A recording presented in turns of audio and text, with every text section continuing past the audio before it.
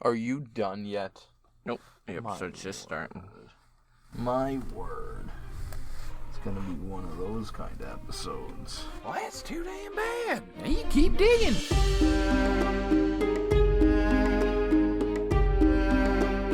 Hey everybody, and welcome to another episode of Brotherhood Without Manners, your favorite full spoiler reread podcast of George R.R. Martin's A Song of Ice and Fire series. God damn. As always, I'm your host, Zach.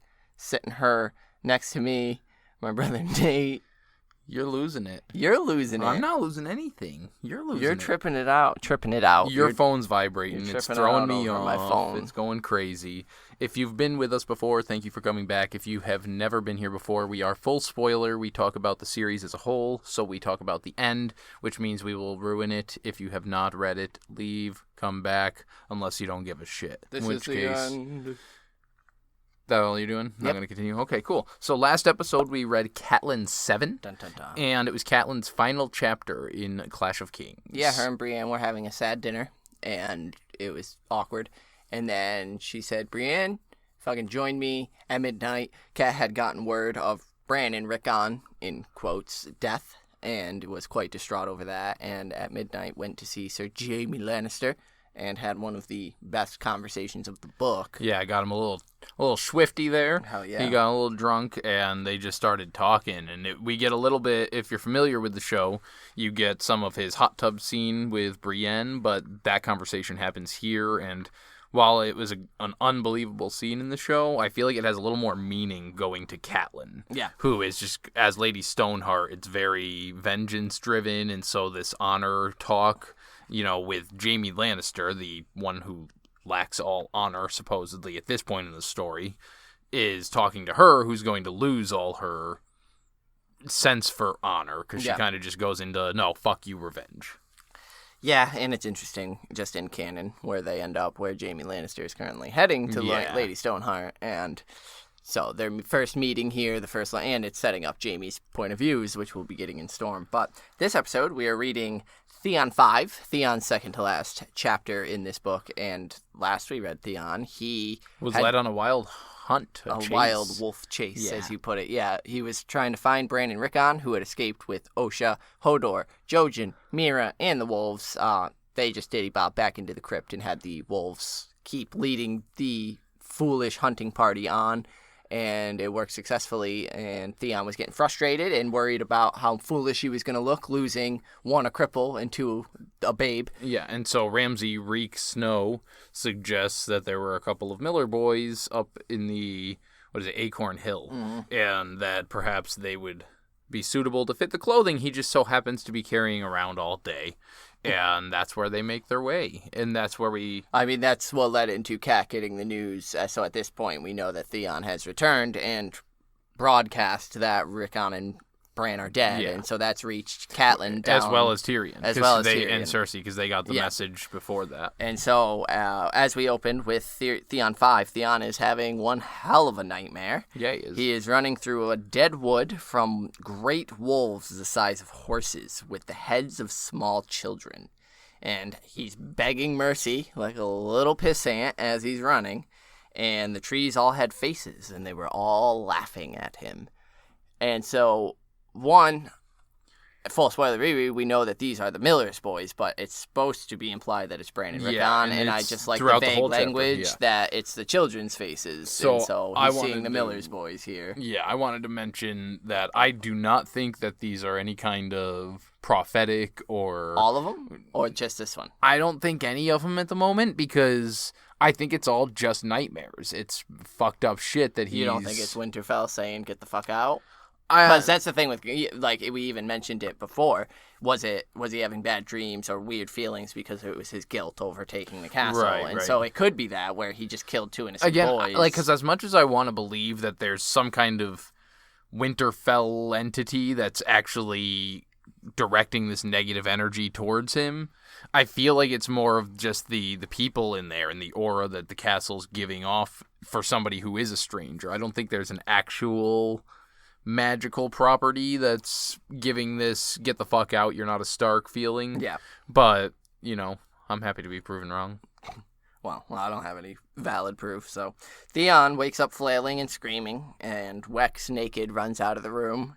And, Wex and Reek are standing above him. That's later Yeah, when he comes informing him that Asha has arrived, his sister.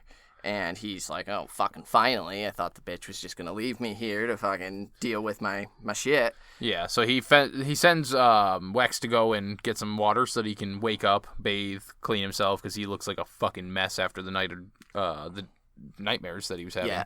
Asha's in the Great Hall currently, breaking her fast with her men, so they're chilling, and he's like, yeah, she can fucking wait. And so, as he shivers, thinking that the bedchamber is cold as the dream forest had been, and then he thinks that all his dreams had been cold lately, and each one more hideous than the one before.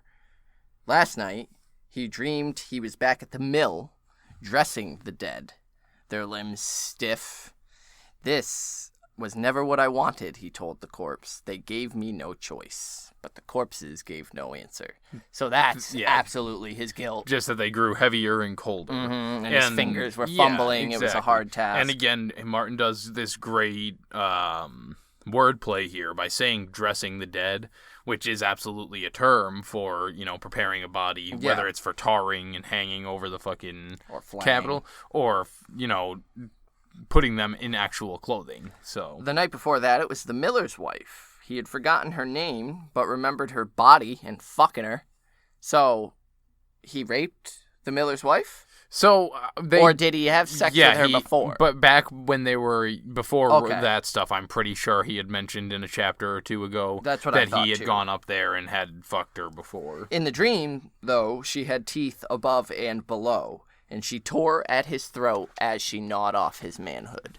Little foreshadowing there. I think the foreshadowing is there. Again, I don't think it's because of prophecy. I think it's just because of Martin's playing around with the words there. But it was Gelmar who cut her down. Yeah, he'd seen her die, so he's essentially trying to talk himself down. He's seen her die. He shouldn't be afraid. Yeah, and he's like, I'm not the one who killed you. Go bother fucking Gelmar. But Gelmar is also dead, he says. He's dead now, too. So he washes up in the water that Wex brings, and he takes his sweet fucking time dressing as she made him wait, and he almost starts to dress up all fancy. Yeah, and he's silver like, fuck me. Like, this isn't gonna impress this bitch. She put more stock in blades than beauty. Once again, this right here goes to show that he doesn't fit in anywhere. No. Because he clearly doesn't fit in as a Stark. Not the way he came rolling in. If he had come up with Rob's wishes, then the people would have loved it if it was Theon up here, But at the same time, while he's trying to prepare to be a fucking Greyjoy, he's dressing himself all fine. Yeah. He has to remind himself of something that should just be inherent. Like, that's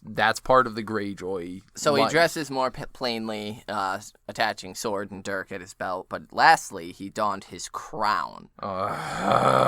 Cold iron, slim as a finger, set with black diamonds and nuggets of gold. Ugly and misshapen, but he just consoles himself saying that when he's a proper king, he'll have a better crown. Yeah. Shut the fuck up. Jesus, the fucking denial of this kid. So as he goes outside, Reek, Erzin, and Crom are waiting for him. They're his personal guard, and he won't go anywhere without them. Because apparently all the Greyjoys, the Ironborn, are terrified at the moment. Winterfell wanted him dead, he said. And the night they had returned from Acorn Water, Gelmar, the Grim, tumbled down some steps and broke his neck. Which is, it's such an interesting way he goes about informing this, because he's in such denial that he's not acknowledging the fact that, I had Reek killed them all. Shove Gelmar down the stairs and break his neck.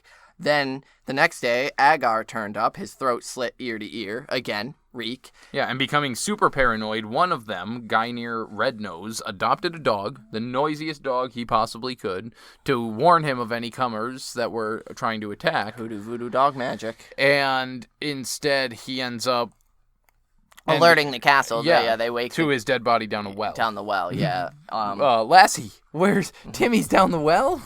Fuck me, George. So these are all the men that knew what actually happened. These are the men that Theon asked to stay behind as he sent the others back to Winterfell during the hunt. And so he doesn't trust that the Ironborn can keep their mouths shut, so he had Reek kill them all. And then he's acting like Winterfell's after me. Yeah. And so then we learn that this motherfucker says he couldn't let the killings go unpunished. So, Farlan was as likely a suspect as any, so Theon sat in judgment, called him guilty, and sentenced him to death. Dude, he just goes, you know what? I can't take the blame for the people I've been having murdered. You're dead.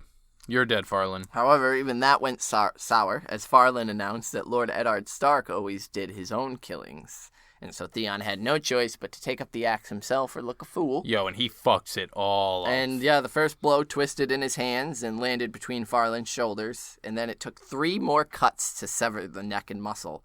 And afterward, he was sick, thinking of the times he and Farlan had shared a cup of mead talking hunting. Yo, he tells himself, I had no choice. The Ironborn can't keep secrets. They had to die. And someone had to take the blame. And so, again, he's admitting it without actually admitting it. And again, just, I had no choice. It wasn't, I couldn't help it. That's just how it had to be. Fuck you. The killings stopped after that. No shit. No shit. But his men were anxious and sullen. Black Lauren just straight up told them that they'd be well to leave this place. Like, I did like that he also thought that Ned never took more than a single blow to chop somebody's head off. No, yeah, you're fucking everything. Everything. You're nothing, Theon. Yeah. And so to Black Lauren, he declares that he is the Prince of Winterfell and this is his seat, and no man will drive him from it, no woman either, as he thinks that it's Asha's doing, because she wants him dead so that she could be. Yeah, that's why she's taking her time, because she wanted him to just die here from the people of Winterfell so that she could come in and scoop up his prize. I mean, dude, she already is the You heir. stupid She's got fuck. nothing to compete with you for. But he finds her in the high seat of the Starks. In the Great Hall, and all the men are there eating, and they don't even realize he walked in. Nope. And why would you? He asks Reek, like, where's the rest of them? He's like, yeah, this is the whole company, 20 by my count. And Theon is, of course, like, motherfucker. You fucking bitch. So he strode up to his sister, and she's laughing as he approaches, but breaks off and says, Dude, he's the Karen of fucking Westeros. Oh, no, I need to talk to my sister's manager right now. This is bullshit. Wait until I write to Father. And as she sees him approach, she says, why, 'tis the Prince of Winterfell. Or is it the Prince of Fools? And he tells her that envy ill becomes a maid. And she's like, Envy, Theon? Envy? what else would you call it? I took Winterfell in one night with 30 men, and you needed 1,000 in a moon's turn to take Deepwood Motte. And she's like, well, Yeah, I'm no great warrior like you, brother, but I did see the heads above your gate. So tell me, which gave you the fiercer fight, the cripple or the babe? And there's some laughing at that, but he is not happy. He blushes. He took no joy from those heads, he thinks, no more than he had in displaying the headless bodies to the castle. Old Nan had gaped like a fish. Poor old Nan. And Farlan threw himself Fuck at yes, Theon, Farlan. savage as his dogs. Yeah. So I think that's the main reason that he chose Farlan. was because Farlan's the one that went out at him and was like, oh, that makes sense. He would be the one. Only Lewin approached him. Stone-faced, he begged leave to sew the boys' heads back in place so they might be laid in the crypts with the other Starks. Yeah, and no, not to credit Theon in any way, but he won't allow him to, A, because there's no more bodies to bury down there. B, he at least understands that they aren't Starks, so they can't be in the crypt. Yeah. Now, He had also, the Bran's wolf head brooch got melted along with the bodies, and it melted down into a silver slag, it's called, and Theon took that sort of as a memento, which I think is fitting, the deformed Stark emblem. Yeah. Like, that's your house, Theon. Yeah, is this yeah. molten Twisted silver dire wolf. that once was a dire wolf. You're not a Kraken, you're not a Stark, you're a fucking nobody. And he tells Asha that he treated them gently, but they brought their fates on themselves. And she just replies with, as do we all, little brother. And so he asks, how do you expect me to hold Winterfell with the 20 men that she's brought? and right here, she calls him out on it all. Well, she's like 10, actually, because 10 are coming back with me. You wouldn't want your poor sister to leave without an escort. Yeah. And you should have thought of that before you came in here and fucking took this place. Like, are you that stupid? Are you daft? Yeah, so she's like, we're not doing this here. And Theon's like, motherfucker, she is controlling this conversation. I should not have come here. I should have summoned her to me instead, and now I look like I'm following her. See, and that's all the stuff that if you had cleared your head before you went down there, it would have been that, actually, I'm not going to go down. Summon her to me. I like, mean, that's you're an Theon's idiot. fatal flaw. Right, if he you doesn't thought think... things ahead at all, you would fucking understand that this whole thing was a shit show. But as they leave the Great Hall to go to Ned Stark's solar, Theon takes the lead. We are going to leave to go to our solar to convene our small council. Yeah. Let you guys know the details, how you can contact us, and then we'll get right back into fucking Theon. Fuck you, Theon. Fuck you.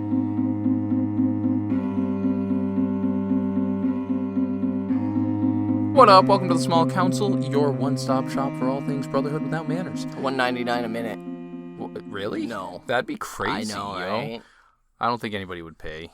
I wouldn't pay. Call 1-800-COLLECT. It's free for you and cheap for them. I forgot that was a fucking commercial, man. That'll date ya. That's some old stuff. Anyway, we just like to give our socials here, let you know how to contact us, reach out to us if you would like to submit inductees. Don't call collect. You Don't can't call. reach us Yeah, that way. We don't have any. No, don't do that.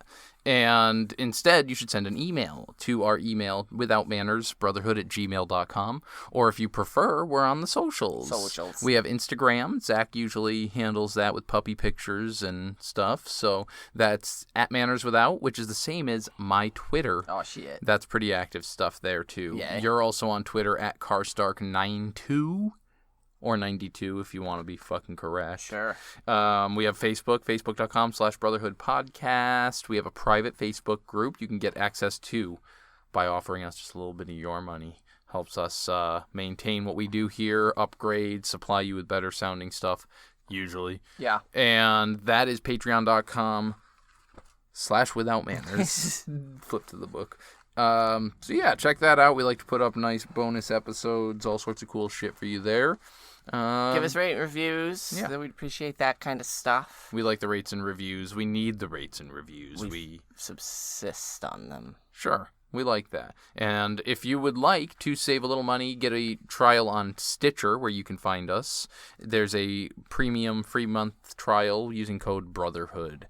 Put that in there and give it a whirl. Give it a whirly whirl. I think that's about all we need to throw your way this time. So write into us and we'll let you get back to this train wreck. Theon.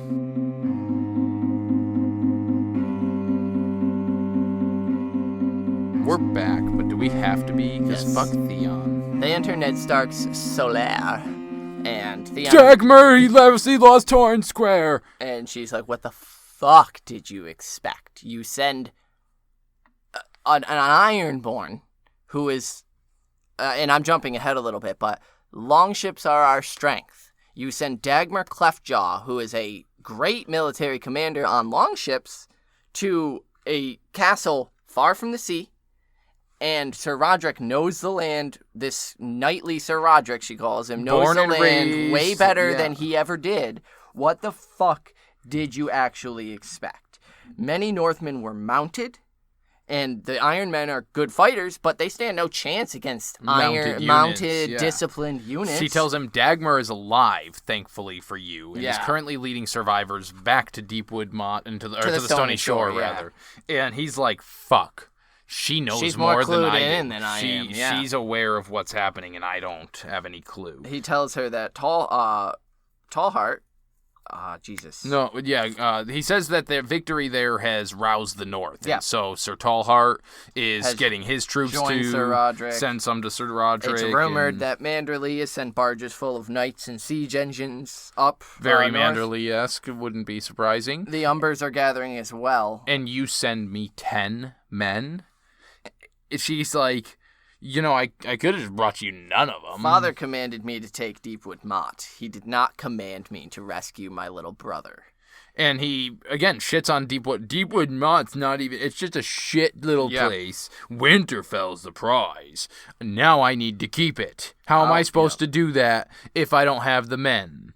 Should have thought of that before you took it. It was cleverly done, I'll grant you. Dude, and she lays out, which I've never really thought about. If only you had the sense to raise the castle. and carry the 2 little princelings back to Pike, you might have won the war in a single stroke. Not to mention his father's favor. Oh. If he went there, fucking just sacked Winterfell. Rob Benson-y. Take fucking Bran and Easy. Rickon Like, Rob and is go to going Pike. yeah. Father, I brought you the Stark boys. These are Winterfell King is Rob's. burned to the ground. Like, Winterfell has been razed. There's nobody left Ned there. Stark's home. I avenged my brothers, as he claims later, Yeah. by razing their home. Like, fucking Winterfell. Dude, that's the Ironborn way. That's it. That would have been These are my prizes. This is what I took. And it's sad that, like, the way he goes about everything, we fucking hate Theon. If he went in and pulled a stunt like that, it would have been like, all right, dude, like, you're an Ironborn. There you go. Went in, whisked them off, like, left Winterfell. I mean, even if he left Winterfell, he just went in, took Bran and Rickon and fucking bounced. Yeah. And, like, they were all just left there, Lewin and shit, like, fuck. Like, damn, there you go. But he immediately is like, you'd like that, to see my prize reduced to ash and ruins. And she's like, Krakens rise from the sea. Or did you forget that during your time with the wolves? Our strength is in our ships. Winterfell is hundreds of leagues inland, surrounded by woods and hostile holdfasts, and every man in 1,000 leagues is your enemy now. You made sure of that by hanging those 2 boys' heads outside of the walls. How could you be such a bloody fool? And she just kind of shakes her head and says, children. And he says, they defied me! And he screams it in her face. Yeah. And it was blood for blood, 2 sons of Eddard Stark to pay for Roderick and Meryn. I've laid my brother's ghosts to rest. And she's like, oh, did you bring them all the way from Pike? Here, I thought they only haunted father. Yeah. And, yeah, like... And she even reminds them, like, they're also my brothers, too, you fucking tard. Yeah. Like, so, this Sir Roderick may feel the same manly need that you did, and he may want to avenge what you've done here. You are blood of my blood for the sake of the mother who bore us, Theon, whatever else you may be. Return to Deepwood Mott with me, put Winterfell to the torch, and fall back while you still can. and again, you know, and we can always harp on about, well, if Theon did, because you had every opportunity right here to fucking just bounce, dip. This is why I don't feel bad for because he chose it. Yeah. And he realizes it in this very same chapter that he should have gone. And that's it. He realizes every single thing that he's done is a fucking mistake after the fact when he's trying to pick up the pieces that have occurred because of his fucking mistake. Yeah. But he says, no, I took it. I mean to hold it. I'll keep it. And she goes, good. Then you can keep it for the rest of your fucking life. Yep. I'm out. At the door, she gave him one last mocking smile. That's the ugliest crown I've ever laid eyes on. Did you make it yourself? And then she left, and stayed only long enough to water and feed her horses, and then she took her 10 men and rode out of the Hunter's Gate, which was the same gate that Bran and Rickon used to escape. Can I just say, those poor other 10 fucking men who served under Asha, And then had to stay. and now they have to stay here with this fucking cunt? So Theon watched them go from the walls, wondering why he hadn't just listened and gone with her. Huh. Dude. It's still not too late, Theon, at this point. See, even. and that's what I was thinking, was like, even now, you're too oblivious to be like, yo, men, suit up, we're going. We're going. Like, we're fucking catching up going. with Asha, yeah. Reek is suddenly at his elbow. Skin them. He makes Theon uneasy, knowing what he knows, and Theon thinks I should have had him killed after he did the others. But Reek could read and write and possessed a base cunning. And so Reek offers his help. He says, I could maybe get you some more men if that's the issue. Give me a horse and a bag of coin, and I could find you some good fellows. Reek knows many, many, many men in these lands. Yeah, I was born up north here. And so Theon's like, all right, sure. Do as you claim, and you can name your reward. And so Reek is like, I've always been looking at that Paula, which, if you'll remember, Paula is Farland's daughter, and Farland is not around to protect poor little Paula anymore. So Theon says, do as you said, 200 men, and Paula's yours. Any less, and you can go back to fucking pigs. So he left before sunset that night, and even Theon, as he's riding away, is like, I'll probably never see that fucker again. Mm-hmm. Man, if only that were true for you. If only that were true for you, Theon. That night, he dreamed of the feast Ned Stark had thrown for King Robert's arrival. At first, it's all good, and there's toasts and there's cheers, but then slowly it starts to get creepy. I feel like this could have been such a It would have been a fucking good awesome scene to yeah. twist into. But slowly the room gets darker, and the music starts getting discordant, and he realizes that he is dining with the dead. King Robert's guts spilled onto the table before him from a large gash in his belly. Lord Eddard was headless. Corpses lined the benches, and he knew them all. Jory Cassell and Fat Tom, and all those who rode south never to return. Micken and Chael, who Theon killed, Benfriend Tallheart and his wild hares, the miller's wife, and Farlan. All of them sat raising goblets and toasts. Yeah, as well as a bunch of people he didn't recognize, He'd never known in life, but he did recognize Lyanna from the crypts. So right. Theon has gone down into the crypts and seen these. And he recognizes Lyanna, Brandon, and Lord Rickard. Yeah. And along the walls moved pale shades with long, grim faces. And these terrify him. But then, the doors open with a crash, and from the night, Robb and Greywind enter, their eyes glaring red, and each bleeding from 100 savage wounds. So now, again, I think it may be foreshadowing. I don't think this is prophetic. Unless Bran is like going. I have into a pretty his head. wild thing, but like, I feel like this is a real place. I feel like this is where the Starks go. Like, this is the eternal, like.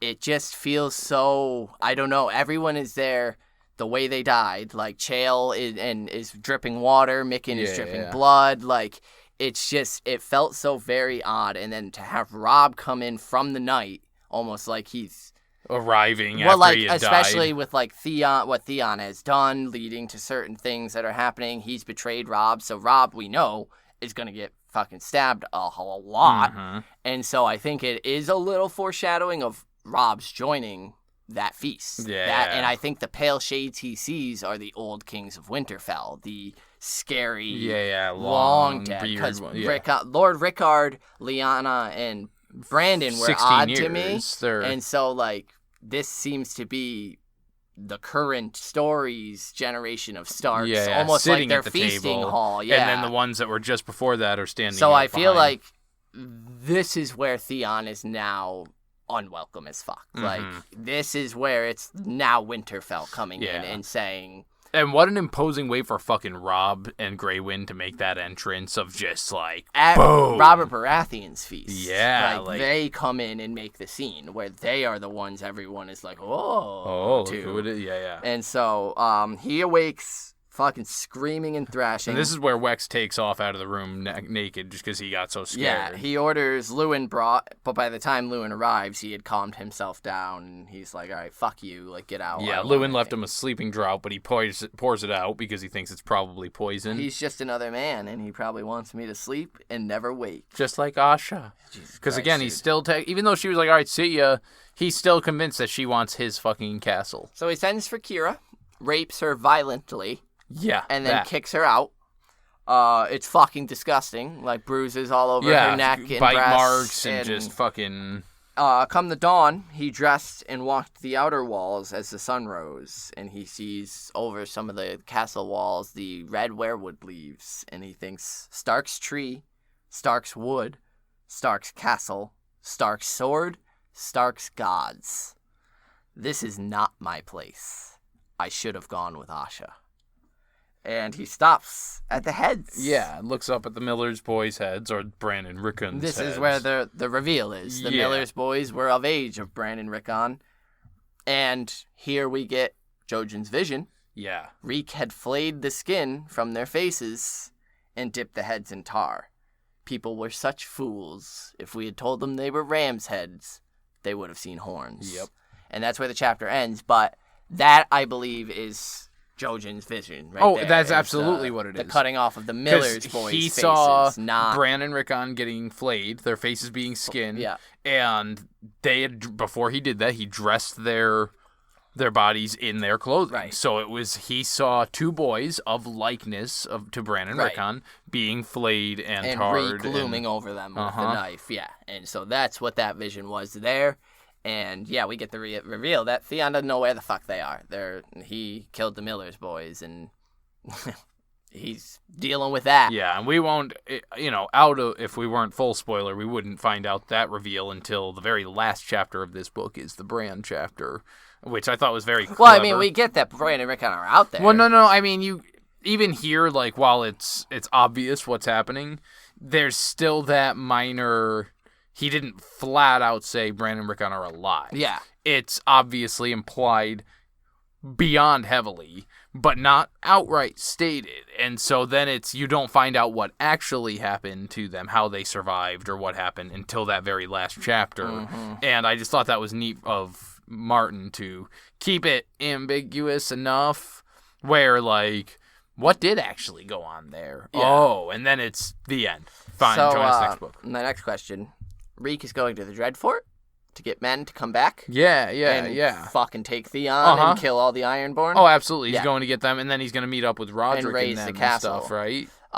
But before that, because they... I think he claims that they took down, right. But Theon escaped or something, I think is what he claimed. I can't actually remember and we'll get there. But yeah, I do believe that Reek is heading to get reinforcements from the Dreadfort to come back and fuck up Winterfell and take Theon, because Theon's an idiot, and he is well aware of the idiot he has on his hands, because say what you will about Ramsay Snow, he is fucking intelligent, and he's a player, as fuck, and he can see that Theon is an idiot who's fucked this whole thing up. So so this is... Theon has one more Theon and that's chapter. The last chapter in Winterfell for a while, until the Boltons... Until peace, right? And something like that. But it's sad stuff, so fuck Theon. Maybe it's Wins. You got an inductee? Or Dance, not Wins. Wins isn't out yet. Wins isn't out yet. I've been cycling through a lot of people I want for inductees, but I think I've finally settled on Lewin for this chapter, just because he just wants to do, like, he's been here in Winterfell serving his, the house appropriately for a long time, and he just wants to do right by those boys, and he spent so much time with them to, like, the poor fuck to be left with that thought. I couldn't decide if his mention of the crypts was him knowing or not knowing. I don't think Lewin knew. I think Lewin was actually trying to do stuff. But, but I don't think yet he actually knows that they're in the crypts. He does find out, I think, eventually. Well, I think they have the moment. Right. But, but you got one? Who's your inductee? My inductee is going to Dagmar Cleftjaw for, one, having to follow the bullshit order, two, going through with it and almost getting fucking slaughtered by Sir Roderick, and then having to kind of straggle back to the Stony Shore, all at the behest of a little pissant like Theon. So. And last we talked about Dagmar, we were talking about how fucking badass he is anyway. Almost father-like to Theon. So, we did get an inductee from our favorite French fry, Julian. Wonderful. He said, "Hola, amigos. Another painful read, as Theon really gets on my nerves. This son of a bitch. Not easy to come up with an inductee here, yet I'll choose Farlan. He stood up for the kids he thought dead and paid the price for the Winterfell Rebellion. Poor guy. R.I.P. Kennelmaster. Valar Dog Harris." You fucked that up. Valar Dog Harris. Thanks. Yeah, Jesus. no problem. Calling you the fuck out. Anyway. No, wonderful inductee. Better than Nate's. Yeah, way better than mine. So, thank you as always, Julian. We love it when you write in, and I love that fucking inductee, because Farlan was such a badass. Yeah, I like that he tried to go at Theon. The poor son of a bitch getting killed for no fucking reason. Fuck you, Theon. So, that was Theon's second to last chapter. Next is going to be his last. But next chapter we're going to be reading is Sansa 5. Yeah. From the start of the Battle of Blackwater. Yeah, so from Sansa, then it goes to, I believe, Davos. And then it goes to the Tyrion Sansa jumping back and forth. It's going to be just Tyrion Sansa, Tyrion Sansa. We're getting into the Battle of Blackwater here, but we've got like less than 15 chapters left in the whole book, so we're kind of coming down. It's going to be towards the end of summer here when Sansa and Tyrion are the two with the most chapters left, so get us inductees for those. For Sansa 5, and then Davos, I believe Davos 2 is his. It's only his second chapter. No, it's his third. It's his third. And I Davos think it's his last. Cool. Yeah, it is his last. So get us inductees for those, and we'll catch you on the Flip Flop Warehouse. Valar Harris. Peace.